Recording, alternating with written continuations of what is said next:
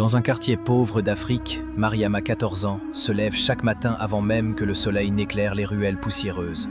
Elle aide sa mère à vendre des légumes au marché, le ventre souvent vide, mais le cœur plein d'un rêve immense, devenir infirmière pour soigner les malades oubliés de son quartier.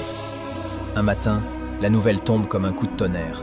L'unique école du quartier ferme, faute de moyens. Les enfants rentrent chez eux en silence, les yeux pleins de questions. Pour Mariama, c'est comme si on venait d'éteindre sa lumière.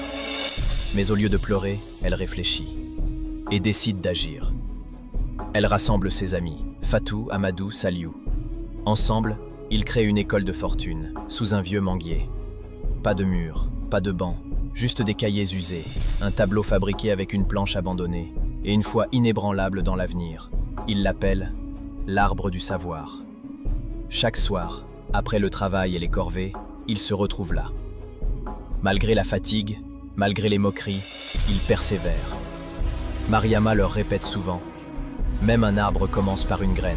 Nous, on est des graines de lumière. » Un jour, un vieil homme s'approche discrètement. C'est Monsieur Diop, un ancien infirmier. Ému par leur courage, il décide de leur enseigner bénévolement. Grâce à lui, les leçons deviennent plus vivantes, plus profondes, plus précieuses. Le murmure de cette école sous l'arbre se propage dans tout le quartier.